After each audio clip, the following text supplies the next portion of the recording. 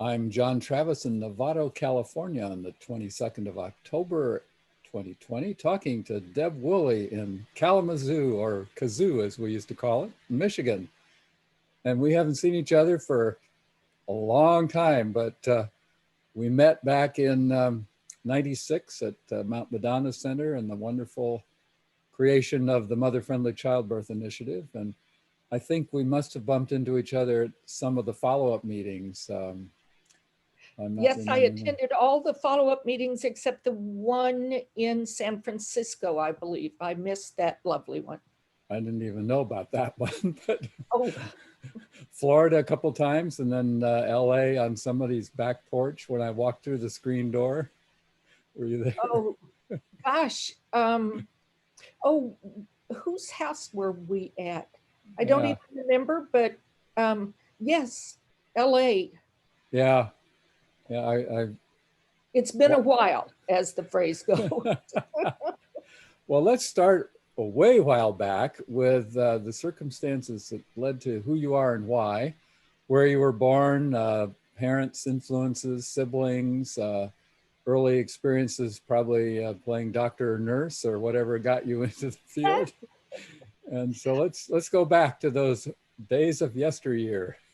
Well, you're a good guesser. I did indeed. I don't think I thought of myself as either a doctor or a nurse, but I was a care provider of some kind. I borrowed some of my, commandeered, more the correct word, some of Mother's red fingernail polish and put a little wound on my teddy bear, and then I tended him very carefully for many years until the seams gave out and my best wound care just couldn't keep him going. So that was my first sign of my future career, I guess. Did he complain when you pulled the Band-Aids off the fur? Well, that must have hurt. Well, that prepared me for the man I eventually married. So I learned to be very gentle when pulling Band-Aids off of furry chests. And all this was taking place in Temple, Texas in the 50s. And let's see, I think I had grown out of my teddy bear by the Nixon-Kennedy debate, so we'll just leave it there without dating myself any further. But I was born in Temple and lived there until I moved to Austin. I'm trying to reconstruct this. In 1972 to go to university down there, University of Texas at Austin. Good choice. Yes. So I had one brother. His name is Joe Jr. My dad, Joe Woolley, was I was going to say accountant, but he didn't have an accounting degree, but he had some accounting hours and he did bookkeeping at Fort Hood for once he got out of the Army, which was when they sent him after the CCC camp, they sent him to, I think Salerno invasion is where he went into Europe. And he was wounded with shrapnel, almost killed, got a Purple Heart, and they still had him hunt snipers. So in between his regular duties, they sent him out into the field to shoot Italians and Austrians out of trees. So he had a much more adventurous life than the rest of it, and has a Bronze Star to show for it. And some bad dreams, I understand, from my mother, which is often the case with people who come out of wars. I can imagine. Wow, yeah. Going after snipers, that's high risk. Yes, rather high risk, but evidently he was good at it because he came back alive, which was a good thing. Anyway. Is your brother older or younger? He's younger, although he has grown to 6'2", I think, and 240 pounds of well-worked muscle. There's not an ounce of fat on the man.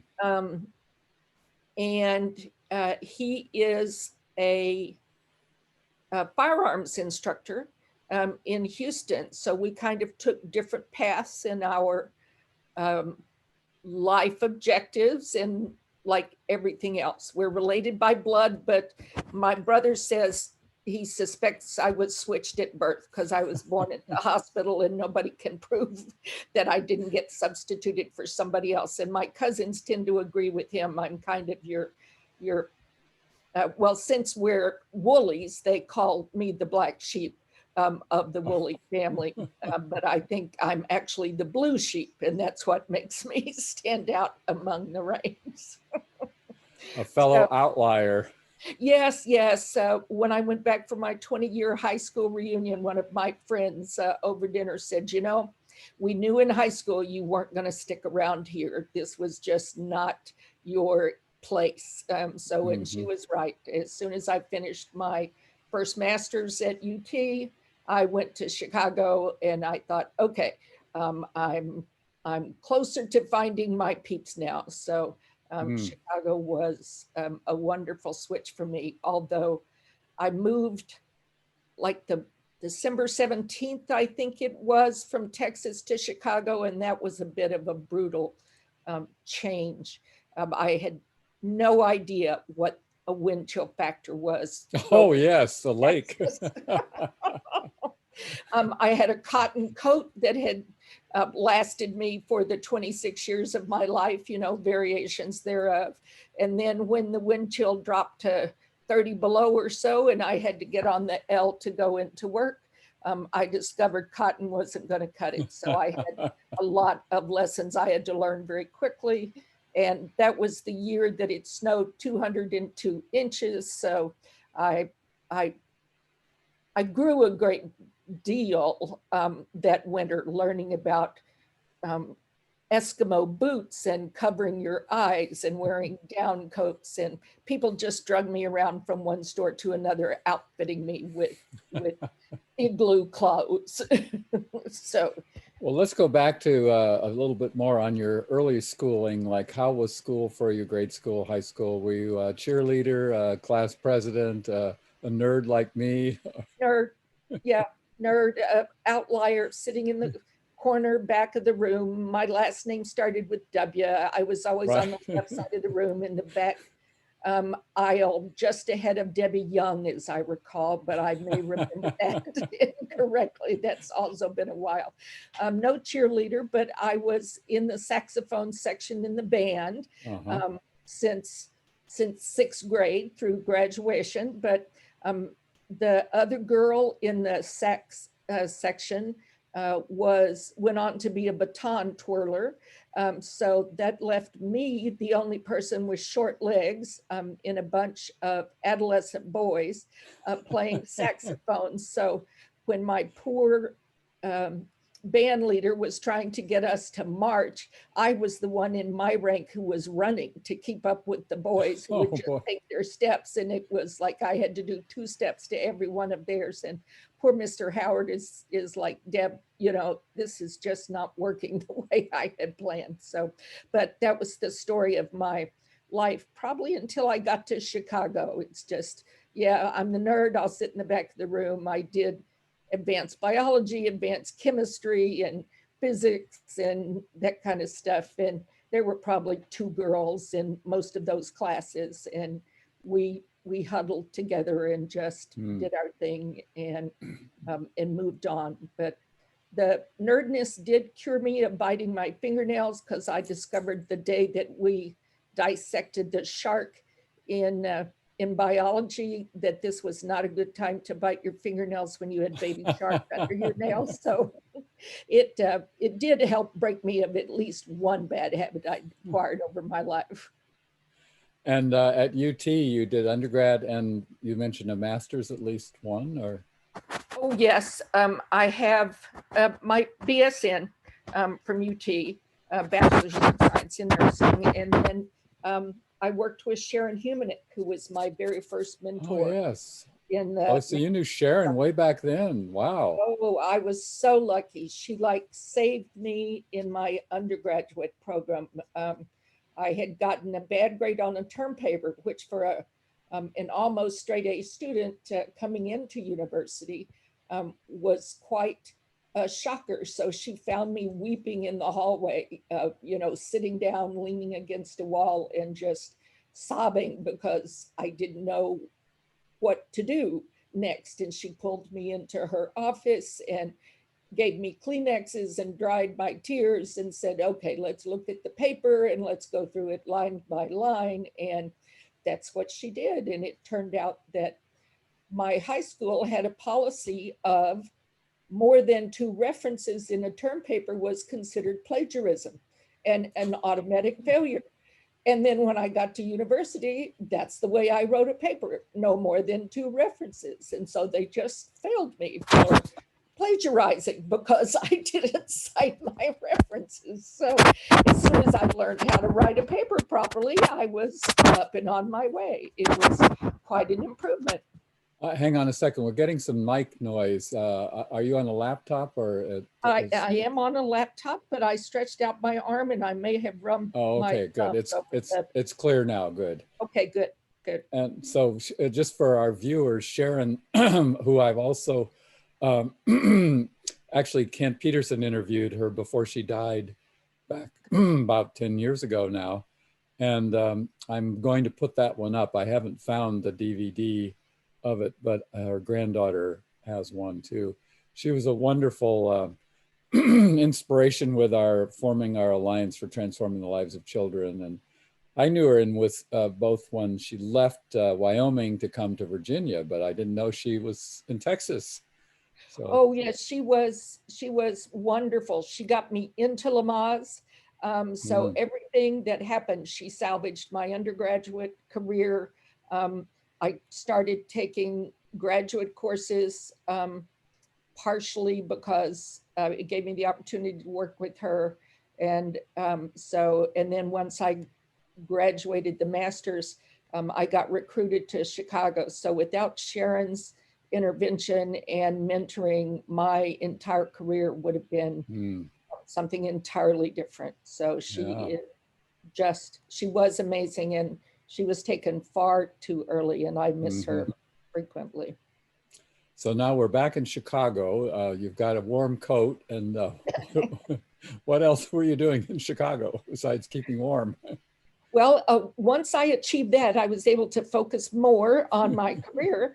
And I was working at Rush Press St. Luke's Med Center and teaching at the College of Nursing in what Luther Chrisman, who was the dean then, called a practitioner teacher position. So I was a clinical nurse specialist in labor and delivery there. This is before my midwifery education. And then on certain days, I would lecture for undergraduates or graduate students. And on other days, I would take undergraduate students as their clinical instructor into labor and delivery. So we had very full roles there with Luther, and he was quite an influence. So with his idea that people who were teachers ought to also be active practitioners and experts in their job. And it was quite a thrill to have an opportunity to work with him. So I moved from Sharon's mentoring to Luther's, and I was very fortunate in that. I forgot to ask way back when, in your early years, you decided on nursing. What led you to that career choice other than treating the bear? Well, the bear was an inspiration because he survived for years. I had anticipated medical school and went to college with that as my goal initially, and then met a young man who sidetracked me. When I got to UT, nonetheless, I went to talk to the recruiter or counselor or whatever his job title was for medical school. And he said, oh, honey, just face it, girls don't grow up to be doctors. So you need to go be a nurse. So my parents said, yes, that's good advice. And I was the person I was then, not the person I am now. So I said, okay, then nursing it is. So that's the way I went. And I think given the person I was then, that probably was good advice. I believe if I took the person I have evolved into back to a 20-year-old, that I could be a physician. But I don't think at that point in time I really was ready to go into a medical school environment. But I did have, I've had a wonderful career as a nurse, and it's not that smart people and driven people and effective people shouldn't be in nursing. It's just that I was too easily swayed at that point in time. And I think that would not have been a good characteristic for someone to have if they were in medical school. But I did have the satisfaction later in my life of having a chief resident in Chicago that I was working with. We used to chat.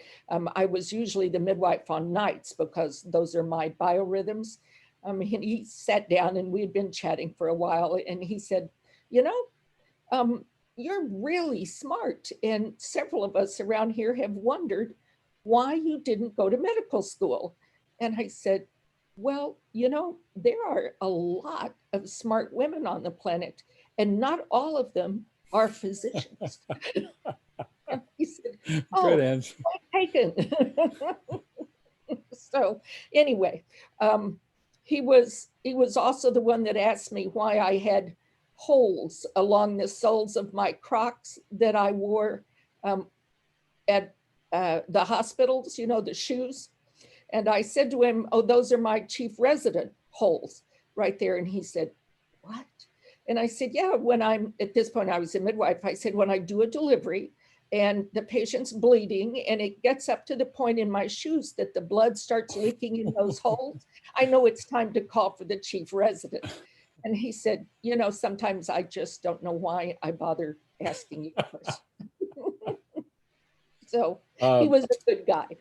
Another technical question. Your camera seems to be bouncing a lot right now. I'm sorry. Thank you. I'm not accustomed to doing all this where these really details matter. Okay. So I move my hands around to try to just move my hands around, and I grab this or rub that. I'll try to be more self-aware. Thank you.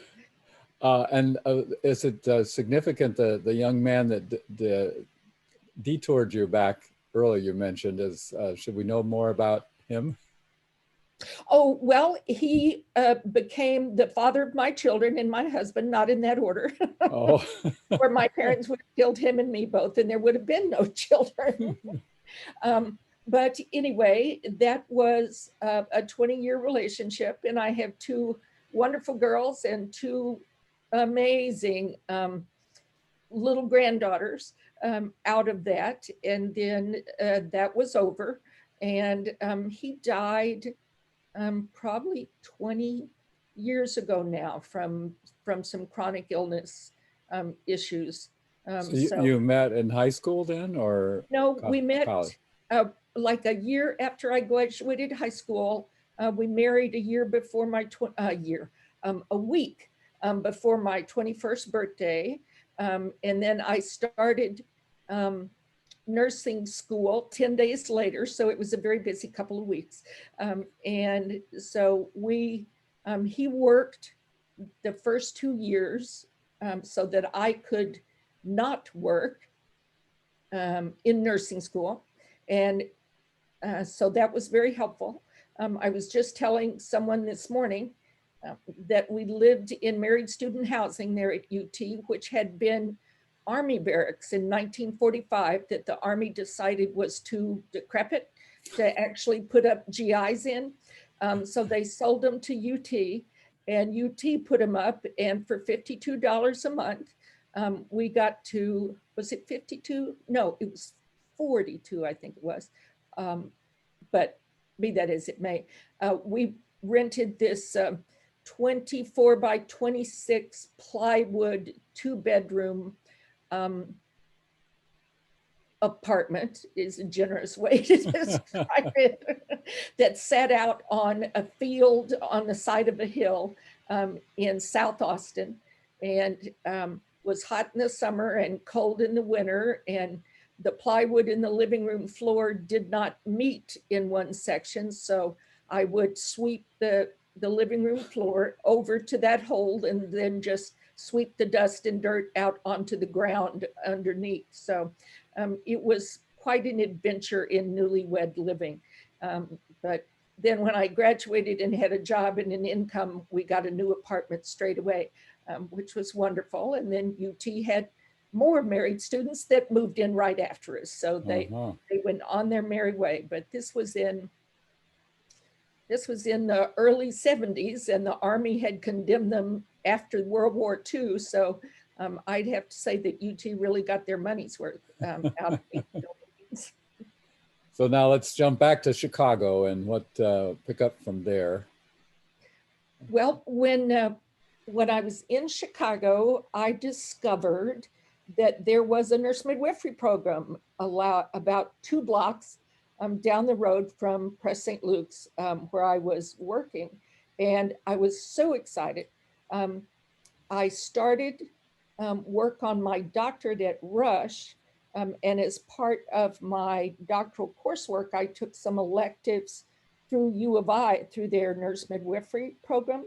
And then there was that career-defining moment, or at least what was a career-defining moment for me.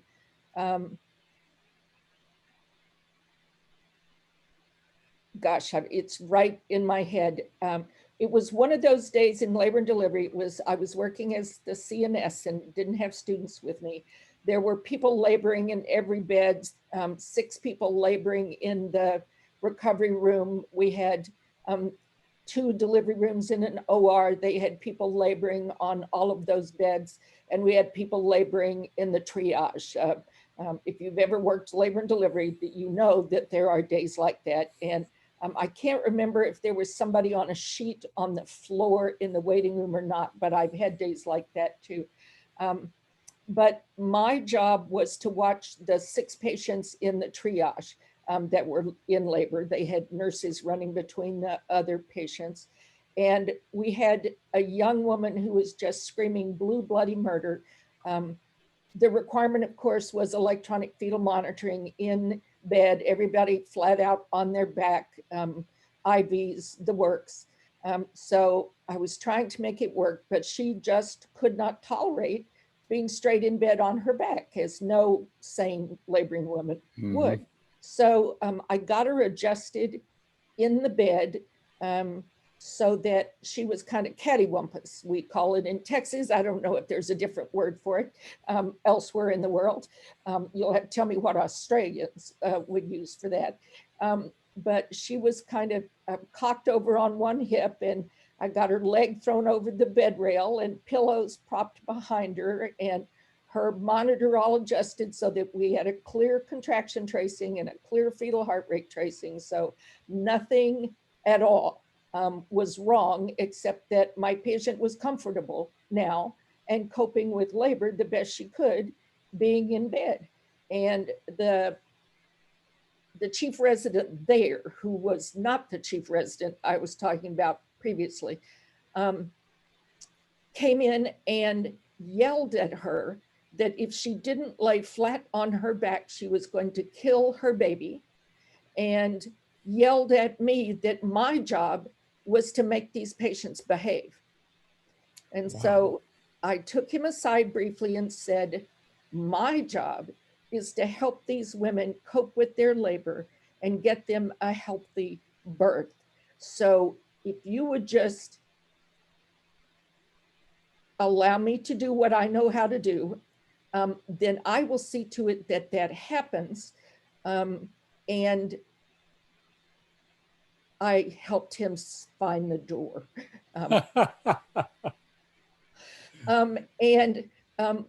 That day, when things settled down a little bit, I went over to the phone in labor and delivery and called the midwifery program at U of I and talked to a woman who had been one of my instructors, and said, I desperately need to be a midwife. I need to be the person in charge of labors, I can't be the person getting directions like this from people who have been doctors for 3 years when I've been doing this for 15. I need to be a midwife. And she said, okay, we were wondering when you were going to figure that out. And so anyway, they saved my life because I was pulling my hair out.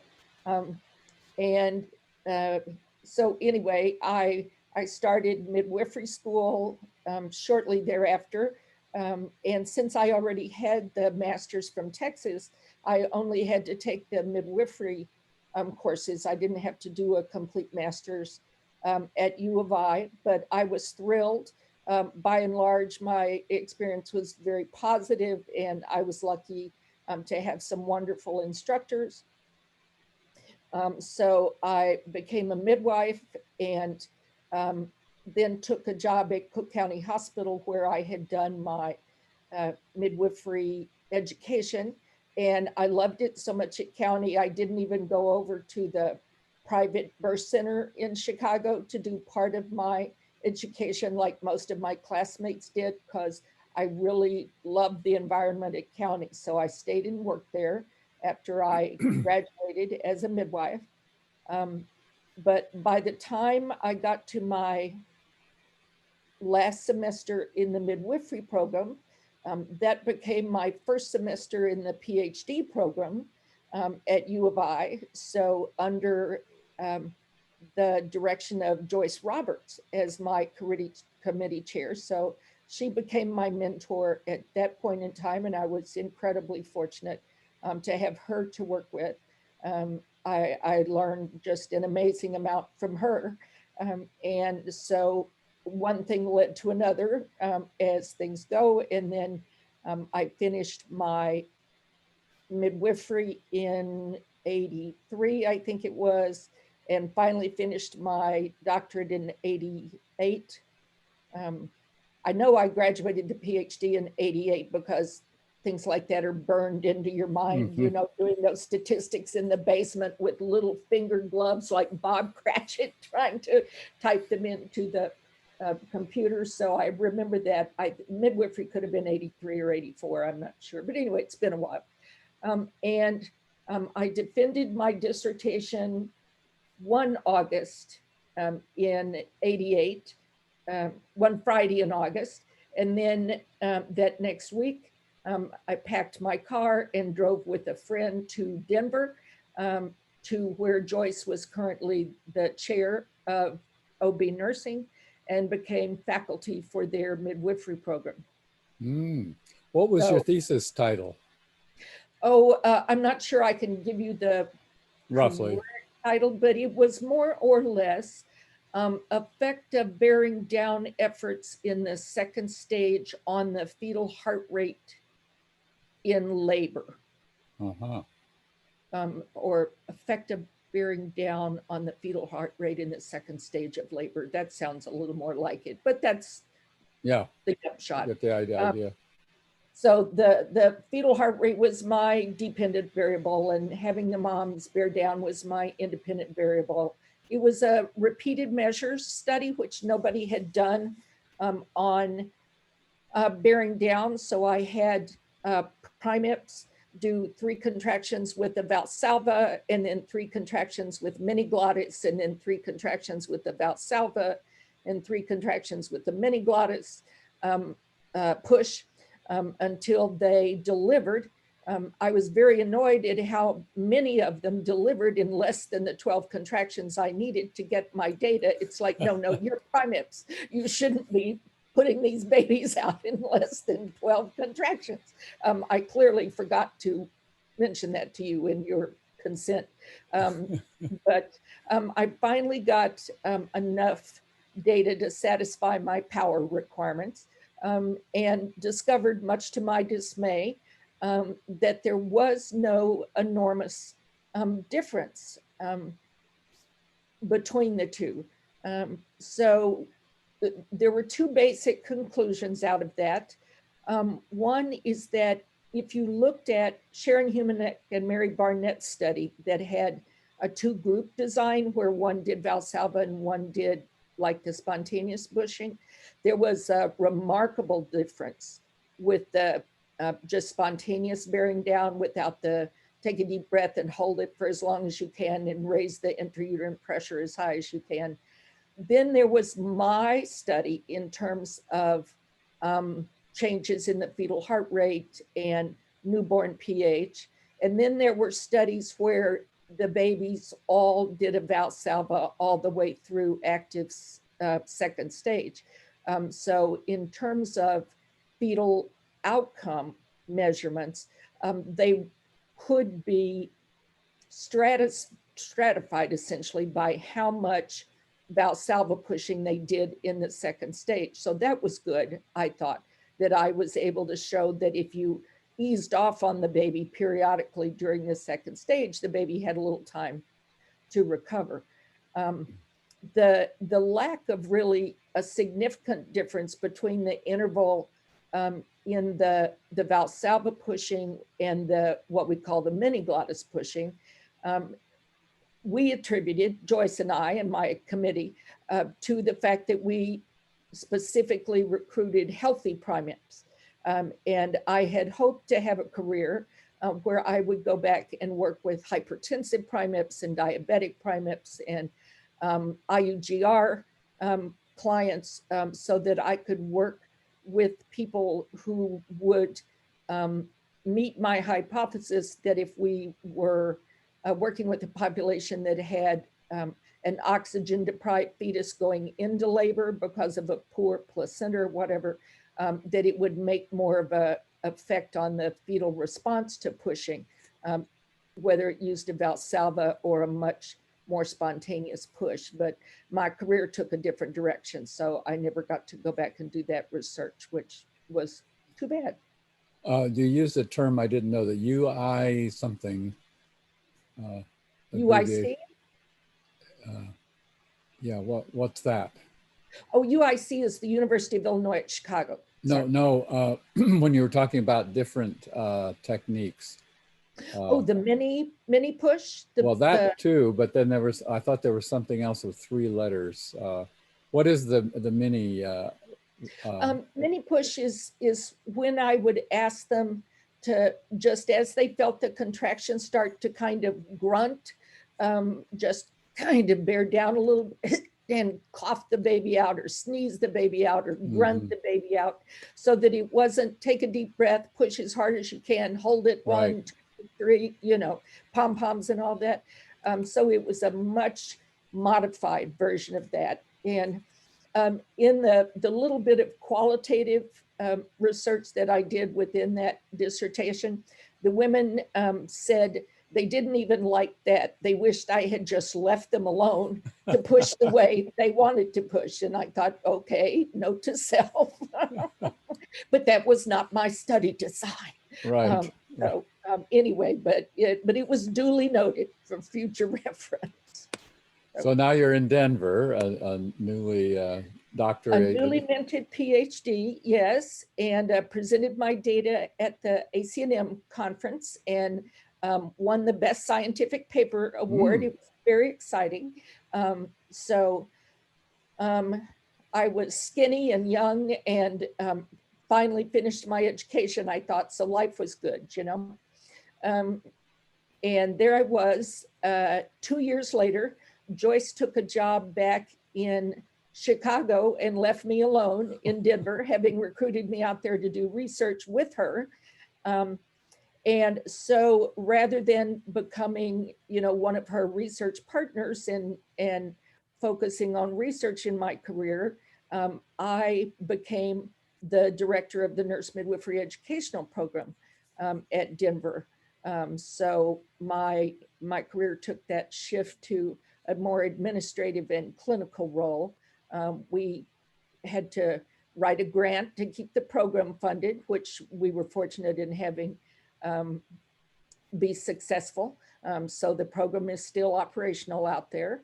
And Nancy Lowe's actually in the position that Joyce had occupied. She's the department chair. And I've met the young woman who's in the position I had as the director of nurse midwifery, but her name escapes me now. another senior moment, Jack, bear with me. That's fine. So, yes. Now, where are you with kids and husband along this? Have they grown, or you're Oh, no, no. juggling?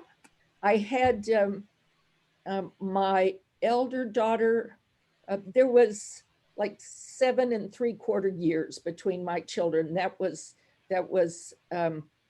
my midwifery degree and part of my PhD. My second daughter was born 6 weeks before my qualifying exams, and everybody I knew said, you have to be a mad woman to have a baby 6 weeks before your Yeah. qualifying exams. But I did. It took me that long to talk my husband into a second baby, and I wasn't going to miss my shot. So she was born at home in Chicago, or Oak Park. She was born at home shortly before my qualifying exams. And then, so she was, how old? She was about 2 when we moved to Denver. And Katie would have been about 9. So, yeah. So anyway, and then my husband was, we were still a nuclear family at that point in time. So that lasted about 2 more years. And then we divorced, and I had the kids with me.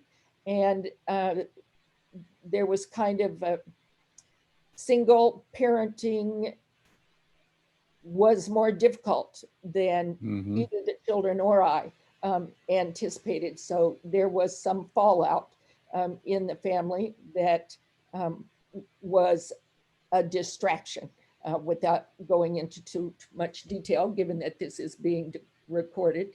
But I found that my career really I had to sidestep it a little bit.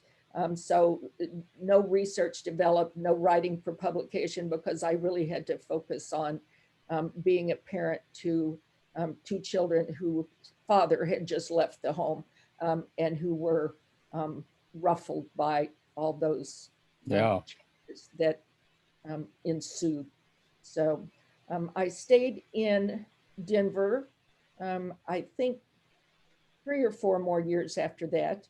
And then Joyce recruited me back to Chicago. So we picked up and moved across country, again, leaving their dad in Denver. So that got bumpy once we got to Chicago, and I was able to stay in that position for about 3 years, being the director of the midwifery program at the University in Chicago, the same midwifery program I had attended as a student. So that was an interesting experience. And then I left tenure track position to go into clinical midwifery so that I could decrease the demands on my time, because in my tenure track job, I had a funded grant that I wrote and got funded. I had another grant that I was implementing. I was teaching about 3 classes a semester.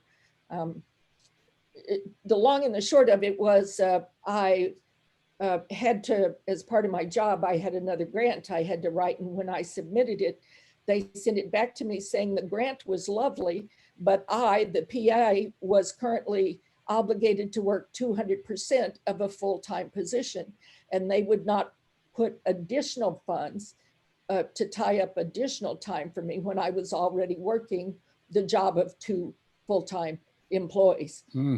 So that just became something I needed to sidestep. So I went into clinical practice where I could just be a midwife on call, as opposed to be somebody working 2.5 jobs and attend to my children. So I did that about 4 years, I guess, overall, 3 or 4. There was a series of jobs. And then I got the job with Mount Sinai that put me as a midwife with that charming young man who asked me questions about my shoes. So Um, so then I was back in, not in academic practice, but I would take family practice residents and medical students, and I'd take them into the birth room with me, and we'd talk about sideline deliveries and pushing on your knees. And so I would teach them physiologic birth practices as opposed to, birthing on your back in stirrups. So that gave me an opportunity to teach in a different environment, but on a very informal basis and with a different subset of healthcare provider. And they were open to getting off the mainstream crazy flat on your back. Well, it was my patient. So I didn't ask them if they were open to it. I asked the patient, of course, but I said, look, I'm going to go catch this baby. And if you want to come in and see an alternative way to what you usually see, you're welcome. I've asked the patient. She said, it's all right. And if you want me to show you how it's done when they're not on their back in stirrups, I'll teach you the techniques. And if you're not interested, just hang here by the board until I get back out of the room. So it was on an individual basis. Some of them were fascinated and some of them just passed up. So, I took them one by one, depending on what interest. There was a little teddy bear. I was back to midwifing teddy bears now. And one of those bony pelvises, that every Lamaze teacher owns. And so the medical students and I would sit at the desk if I, didn't have a patient to tend to, and we would put the little teddy bear through the cardinal movements and talk about how to put your hands on the teddy bear to support it and get it out of the bony pelvis without tearing the perineum and all that kind of stuff. So that teddy bear was in and out of that pelvis being delivered a few dozen times. So I have extensive experience with teddy bear births to add to my med-surg experience as a young woman with teddy bear critical care. So now you're back in, I'm keeping track, you're back in Chicago. This one must be the 90s. Yes, I started back, I'm at Mount Sinai now, and so this is 2000. Oh, okay. So this is after we met in 96. So right. So I was at U of I when we did the Mount Madonna thing. I was the brand new program director there at U of I and popped over to Mount Madonna for a few days for that sublime experience there under the comet, although I could have done with less tofu, honestly.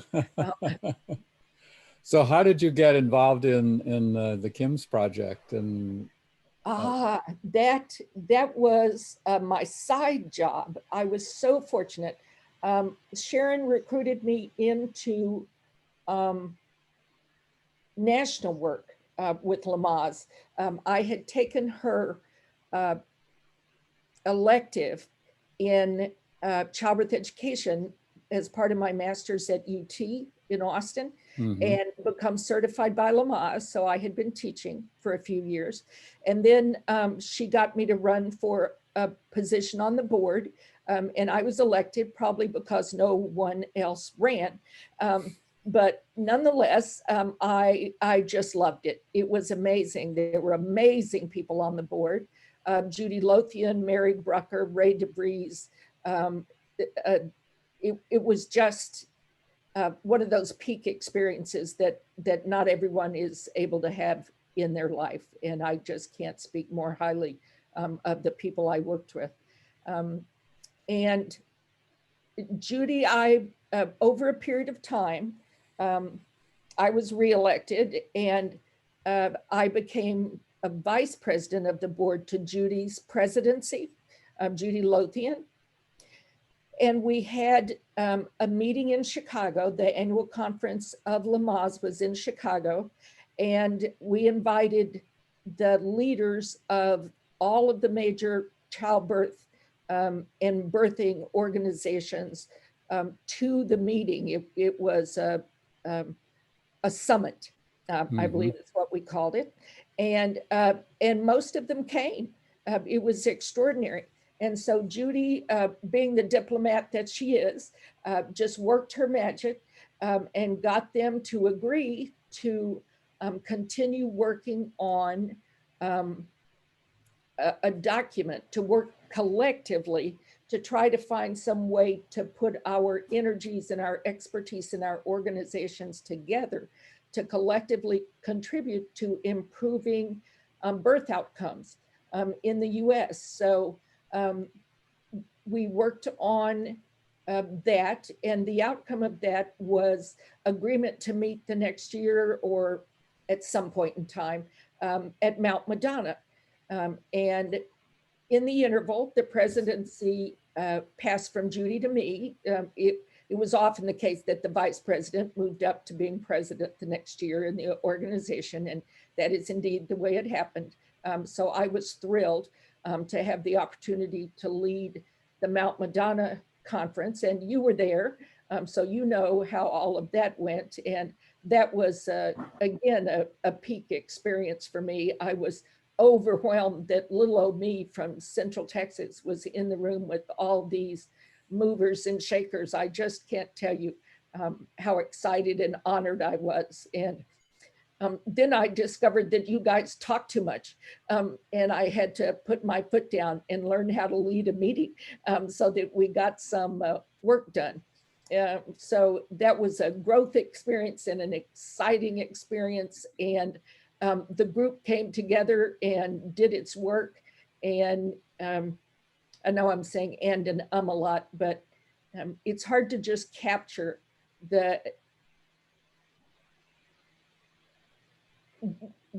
oh my gosh, the magic of that weekend, at least the way I perceived it. So, and I know after my first day of saying, you know, if we're going to make progress in this meeting, we're going to have to put some limits on people's contributions. And, you know, so let's see what we can do about moving this along. Deanne Williams, I don't know if you remember, drove down the mountain into the little town at the bottom of the mountain and bought me a sheriff's badge. Yeah. Yes, I still have that little badge in my jewelry box. So I used to bring it out for my children and say, just in case you forget who the sheriff in town is. You know? So anyway, it was my real introduction to nonviolent communication and how to really facilitate a meeting so that people felt like they had been heard, but progress was made on the agenda. And so that was one of the most important things that I took away, other than the solid work that we did, was that people really needed to participate and get consensus on a document or on whatever the problem was at hand in order for them to leave and own the outcome in a way that was going to positively allow them to work with the plan in the future. I only wish somebody in our Senate now understood the importance of working together and building on common goals, you know? Yeah, sad but true. Yeah. So, yeah, that was a very magical weekend for me as well. And the Alliance for Transforming the Lives of Children came out of that. Oh, that's wonderful. Yeah, Suzanne Arms and I wound up being roommates with Jim Prescott, and we cooked it up in a hot tub. And so that led to another major project. So now, at what point did you wind up in California? Oh, well, that was several steps after that. Let me think. So from I was at Mount Sinai, I believe. And yes, I was at Mount Sinai and got offered a position in Southern California. And it's like, well, let me see, shall I have another winter in Chicago or shall I go to Southern California? No brainer. Yeah. So I went to California. I was there for a couple years. And then I moved to Terre Haute, of all places, Indiana, because my daughter lived there and said there was a midwife position open there, and would I please come be someplace close to her and my other daughter instead of out at the far end of the country. So I did, and then discovered she actually wanted to move in with me and couldn't do that unless she got me to where she was. So it was all part of a plot on her part, but it was successful. I moved, I worked as a midwife there. It was an interesting position. We were hired to teach the family practice residents a normal birth. Only as it turned out, there was not as much interest in promoting normal birth as we had hoped when I was hired into the group that was working on that. So the midwifery practice was dissolved. I saw the writing on the wall and left about 6 months before it all went belly up, and moved to Kalamazoo, bought a house because I had a lot of cats and 2 dogs and my 30-something kiddo in tow. And worked for another midwifery practice. And that midwifery practice, when exposed to a midwife like me, who had had a home birth and who was pro home birth, and who was extremely active in Lamaze and was pro doula, began first by having a public meeting about home birth, where the doctor that came to represent the practice said it was a disaster. No one should be allowed to do it. It should be against the law. Under no circumstances would they support anybody who was pro home birth. And I thought, okay. So, and she talked about all the horrible, horrible outcomes of home births that she had seen as a resident. So we have an auditorium full of people, and I'm trying to say, you know, what you get in the emergency room are the train wrecks, and we get train wrecks in the hospital too. People that come in here to be induced, and after 3 days, you know, their bag's been ruptured, they're febrile, they're on antibiotics, their baby's tachycardic, they have septicemia, and we section through an infected uterus, and then, you know, blah, blah, blah, you know. So to say that train wrecks are confined to home births is to mischaracterize the nature of the business. Hospital births are not 100% safe, and home births are not 100% disasters. Both of them need appropriately prepared providers, preferably interacting well with the system, and to provide transport and support to a hospital if needed before becoming a train wreck. And the hospital births need to be conducted in such a way that they didn't set people up for a C-section through a septic uterus, you know, so that normal birth was promoted, and that both ends of this spectrum could stand to improve. And so that was like, okay, no, as far as that physician was concerned. And then the main doula in town trained, educated her customers to ask questions. You know, informed consent was a really new concept to a lot of people. And I, of course, lifelong Lamaze teacher, certified nurse midwife, went over informed consent and said to my, you know, they would rotate. They wouldn't always see me each time. Sometimes they'd go see the physician. And I'd say to them, that's a very good question. Here's my thinking based on what I understand about the issue.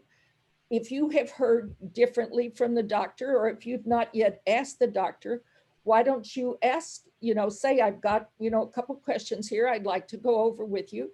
Can you give me the benefit of your reading and your thinking on this? And they came to me after a few interactions with patients and said, you have our patients asking questions. We don't like it when our patients ask questions. They're supposed to just do what we tell them. And I said, well, gosh, that kind of flies in the whole face of informed consent. Consent, yeah. Which I think is a legal requirement. Yes. You have to answer their questions before they're giving you fully informed consent, as I understand the law. And so strike two. Then the practice refused to allow the doula that maintained the main doula training program in town. Anybody who is a patient of this doula cannot be seen at this practice. And then it was like, anybody who is a patient of any doula cannot be seen at this practice. And anybody who's interested in a home birth cannot be backed up by this practice. And then it was like, and Deb, you're not really the greatest fit here. And I thought, yeah. This is not a surprise to me. I already have a job lined up in California. So I went back to California. And that's the way it goes. That doula is still in town with booming business. The practice had to close down because they refused to see so many patients that people just quit coming to them. So that practice put itself out of business, in my humble opinion. This may need to be edited from the tape because that may be slander. So be careful. You haven't named anyone, so. No, I haven't named anyone, but it would be easy enough to trace. Anyway, they were good people. And I'm sure they meant well. We approached the issue differently. And that was just the long and the short of it. So I had my belief system and they had theirs. I'm sorry, audio just went off for you, Jack. Oh, I muted for a second. I was getting some background noise. Okay. So was that when you went to Elk Grove? Yes, exactly. I went to, well, let's see, I went to Winters. I mean, I don't know if you really care about all these neighborhoods. I went to work for a 501c3 clinic that worked out of an in-house birth center that was amazing, still is amazing. It's one of the most successful birth centers in California, and there are a lot of successful birth centers out there. There were no doctors in-house, so they didn't come to the hospital unless the midwife called and said, now. So. Was this in Winters, did you say? No, well, Winters is where my house was. So I was thinking out loud then, was I in Elk Grove? No, I was living in Winters. Which had the best steak restaurant in Northern California. So that kind of stuck, and neither here nor there. But I was working at that birth center for 4 years. And that was where? That was in Davis, the Sutter Davis Birth Center. Oh, okay. Ray DeVries and Charlotte had been in Davis for a while, and I think one of their kids was born out there. So, but we were not there at the same time. So, but it's still an amazing birth center. They did water births, and I learned that instead of, sitting with your hands on the perineum and all that kind of stuff, it was perfectly agreeable to just sit on a little stool beside the tub with a pair of gloves on my hands and nothing else. And once the baby delivered, him or herself, then we just lifted the baby out of the water and handed it to the mother.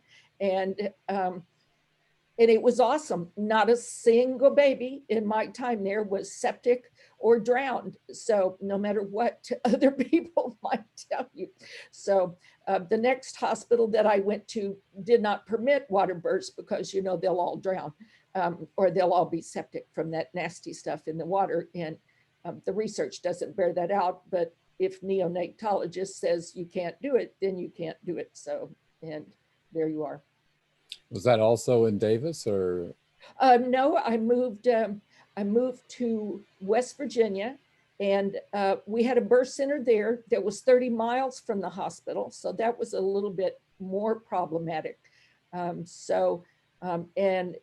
there were occasions when I had 3 patients in labor at the hospital and 2 patients in labor at the birth center, and they were 30 miles apart. And that's very difficult to manage. I left that job for a younger woman to try to figure out how to drive back and forth in West Virginia hills in snow between 5 laboring patients. Wow. That night was, I had 5 very nice deliveries and was done. It was like, okay, this is just something I need to not do again, because I was, you know, you have to be calm and competent for the delivery, but underneath I'm thinking, oh my God, you know, this could go so wrong, but it didn't. And I'm grateful for that every day. But then I left. And where did I go? But then I went to Texas because mother wanted, I've been everywhere. And we lived in Texas for a year because mother was, my father had died in 13 and mother moved in with me just before I moved to West Virginia. So she really missed Texas. She'd never left it other than to travel a little bit with daddy. So we moved to the Houston area where my brother and his family were.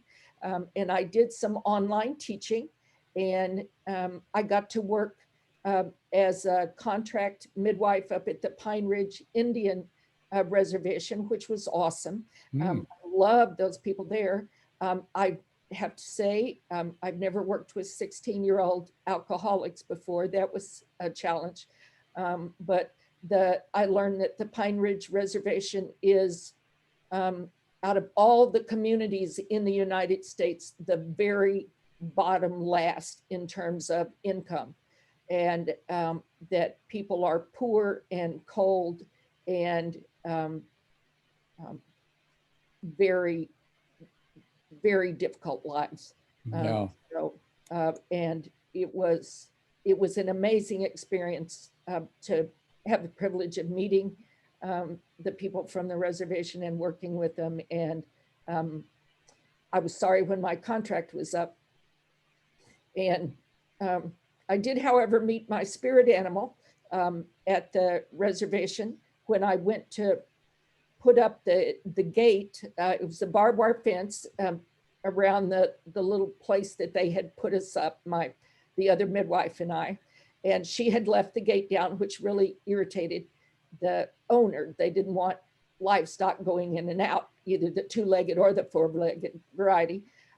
So my roommate had left the gate down. So I went to pick it up and I heard what I thought was a cicada in the grass. And I thought, oh, listen to that all the way up here. It was my birthday, September 2nd. I'd been up all night. And I thought, oh, a cicada, first thing in the morning. Who expects that? And then I walked over and put my hand on the fence post that was the gate edge. The barbed wire was wrapped around it. And the little rustle turned into a very clear rattle. And there was a snake lying stretched out in the shade of the fence post. And fortunately, the snake went north and I went south.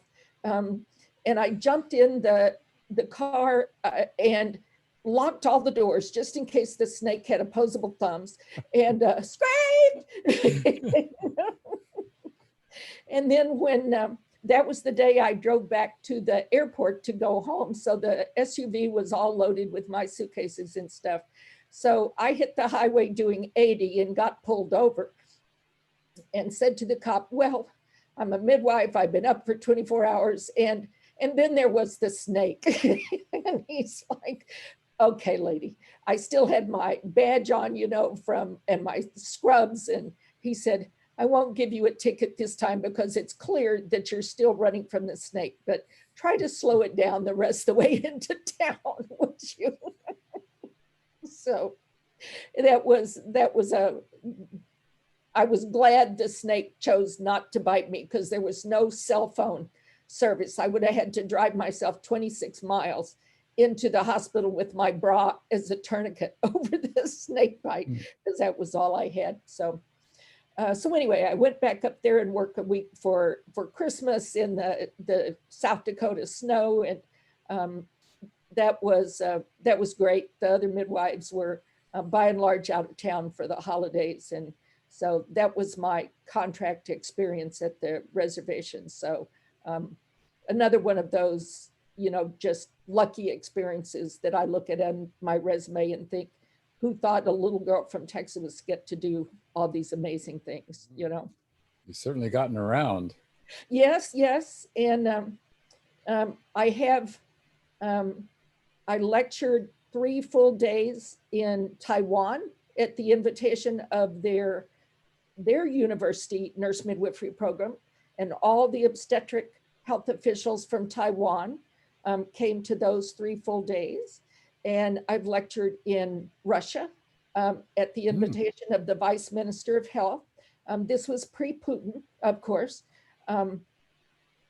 And that was quite an adventure.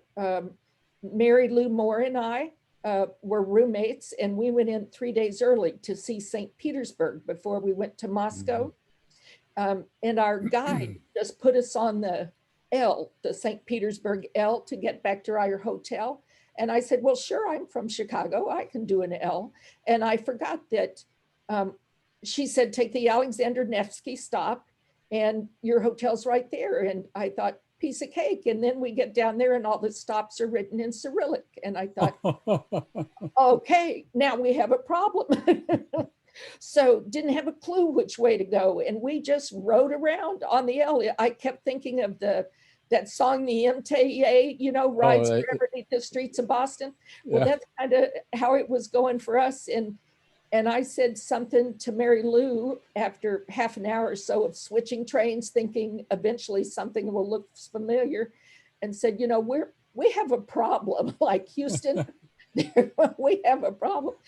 And 2 young men came over and said, oh, you're speaking English. And we said, so are you. And we discovered that Russians speak Russian and French, but not Spanish and English, which is what we spoke. So the boys agreed to take us to our hotel if we would let them practice their English, which seemed like a real good deal to us. Yeah. So we got back to our hotel alive, and they got to work out their English. So that was a thrill.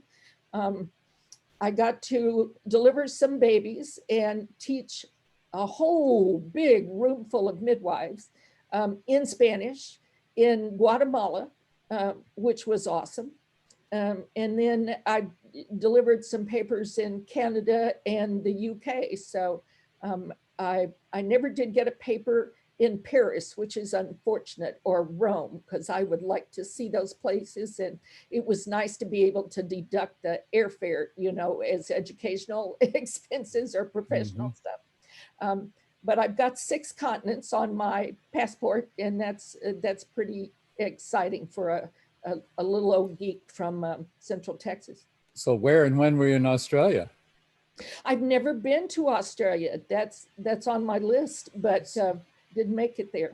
So your 6th continent was Antarctica, or? Oh no, I'm sorry. Well, maybe Taiwan. Well, I guess Russia is not its own continent.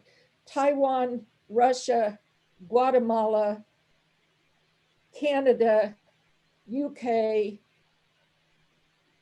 Am I missing one?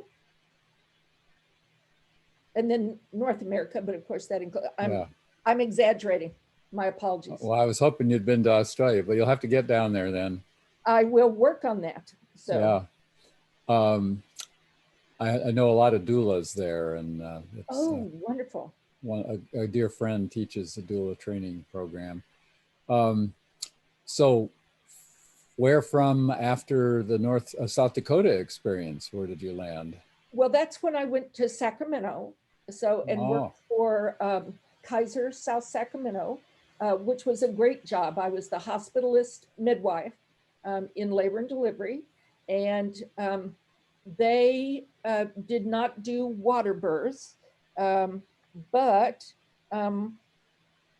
I was able to deliver people on the toilet, and they said, now, you know how it is, don't drop the baby in the toilet. And I'm like, you know, I've been doing this a while. And I had one lady go into a shower, and the baby came. It's amazing how that works. You know, they get on their hands Yeah. in the shower, and their pelvis opens up, and out came the baby. And they're like, the baby's going to drown. The baby's going to drown. And I said, how about if we just turn off the water? It's like, oh, we could do that. So it was just such a thrill to be able to expand the horizons a little bit there. But they were wonderful people, and all shifts, the day shift and the night shift. But of course, I was very partial to the night people because that was my shift. The doctors were wonderful. The peds was wonderful. The nurses were wonderful. It was just, it was a great job. But I had to leave because, let's see, in 2018, I was walking out after work and I tripped over a speed bump. My Buddhist friend said to me, you know, sometimes when the universe wants to send you a message, it does so without any subtlety whatsoever. I tripped over a speed bump, fell, and my head took the impact so that I completely crushed my eye, the eye orbit, the whole maxilla, that it was just gone. Wow. So that all that had to be rebuilt out of titanium. I had a concussion and a subdural hematoma and spent a few days in ICU. And the neurology guy said, no, I think if you're, you know, status post hematoma and concussion and contra coup and all those things that showed up, that maybe you don't need to be coming back to work as a midwife. So I lost my job. So now I'm ungainfully not employed. And I'm very sad about that. So we moved back to Kalamazoo because I own the house here, and the rents in a house you own are much cheaper than the rents in Northern California. Very true. Yes, yes.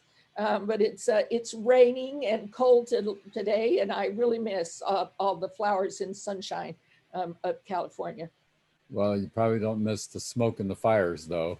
No, that's what Mother said to me, that she understands that I miss my friends back there, but the state's on fire, and wouldn't I consider that kind of offsetting penalties or some? So your mother's living with you still? She is. She's 91. I shut the door and told her not to offer to cook me some lunch and serve it in here while I was having the interview. She's just awesome. She's my roomie and we're buds. Oh, wonderful. So I'm very fortunate to have her here with me. And she's the chief cook and bottle washer, and I'm the chauffeur and grocery getter. And so we have a nice arrangement, and I just love having her here. Wonderful. Well, it sounds like we've been here and there and all beyond. Story of my life. What kind of parting words would you like to leave, or any other things that I've missed that you want to, significant events that we should insert? Oh, significant events for me? Yeah, nah. In your life. Well, of course, what I've discovered, I think, is what most people discover. I've been incredibly, incredibly lucky to travel, to meet all the wonderful people that I have met. I have friends literally from Maine to San Diego and from Washington State to Florida. And that makes me feel so fortunate because I can, you know, I'm not a phone person, but I can send them a text and say, hey, what's up this week? And I've got people that I know. And I have two amazing daughters, one born in the hospital and one born at home.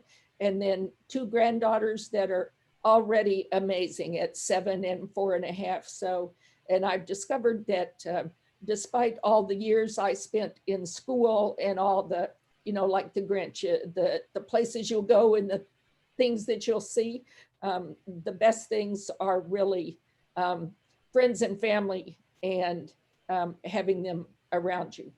And they're nearby then? Right now, they're over in the northwest suburbs of Chicago. So the little girls, well, all four girls, my daughters and granddaughters, all came over, and my daughters cleaned the house for us, while the little girls and I went out in the backyard and played on the swings and played duck, duck, goose and played hide and go seek. So I got to be Nana for a whole afternoon. And then we came in and we made cookies when Nana couldn't run anymore in the backyard. So that was really fun. And they're coming next week. And if the weather is good enough and there are still any apples left, we're going to look for a farm that we can either go pick apples, or we'll look for a place to go get pumpkins. So we're going to go do family stuff again, and then we'll see them for Christmas. So it's real nice. We spent Christmas with them last year, and we'll see them again this year. And that's the first time in a very long time that I've been close to family. So this is just fabulous. Now, I imagine with that brain of yours that you're going to be cooking up something, even if it's not employed by someone else, that with your interests, I'm curious what you might be scheming. Well, I've been trying to convince somebody that just because I have gray hair doesn't mean I shouldn't be employed doing something, but thus far I've been unsuccessful. I did get to teach this summer a class in pathophysiology and pharmacology, which I'd never taught before, and my brain had to really stretch and twist and absorb all that new stuff. But that was fun. And I'm planning on setting up a series of prenatal classes to teach here. And that requires getting really back up to date on the current research, because since I fell and hit my head, I haven't done quite as much reading as I had done in the past.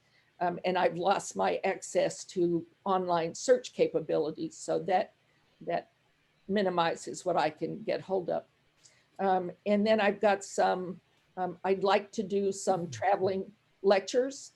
Lamaze has some workshops that you can take on the road, as does AWAN. So with electronic fetal monitoring and with labor support and that kind of thing. And I volunteer, I'm on 2 different committees for Lamaze. Gosh, I must have hit my head harder than I thought. And I have just said to them, you know, there's something else that I think needs to be done. Are we doing that? And if we are, I'd like to be on that committee. And if we're not, I'd like to talk to the board about getting started with that. So I'm becoming a gadfly. Sadly, it's not a paid position, but it's satisfying nonetheless. Great. Well, any parting wisdom that you'd like to leave for future generations that we hope will be watching? What I would say is that when I started in this business in 72, OB was my first rotation in nursing school. We went to the nursery. I actually got to see normal births in my rotation in labor and delivery, which most nursing students now do not do. And that's very sad. So I've been working in this particular field since 1972, and it's now 2020. So that's, I'm not sure, 48 years? 48 years, yeah. 48 years, okay. And I really thought when I started in 72 that 50 years down the line, we would have fixed things, quote unquote. And we haven't. At this point in time, anybody who checks the charts will see that maternal mortality in the United States is going up, up, up, as opposed to down, down, down, particularly with populations of color, that more and more people are falling out of the healthcare system. And if the Republicans get their way, they'll drop 24 million more. So what I would say to people coming along is you can't start too soon, you can't work too hard, and you can't give up early. That there's too much work to do. You and I have done our work. We've got our gray hair to show for it, and we're still plugging away. But it's time for, and not but it's time for another generation to come join us in everything that needs to be done, understanding that women's health truly, according to the research, drives the health of families, and you cannot have a healthy nation without a healthy family, which means you have to have a healthy woman. And so we really have to look at women's health, newborn health, family health, societal health, and then look at our nation if we're ever going to be decent, reasonable, happy, healthy people, which is right up there with world peace, but I haven't given up on that either. So, well can you said. tell I'm from hippies in Austin. Well said. I'm going to end the recording now, and thank you so much for sharing your life. Well, thank you for asking, Jack, and it was such a pleasure to see you again. I'm glad you're well and up and at 'em. Yes. Okay.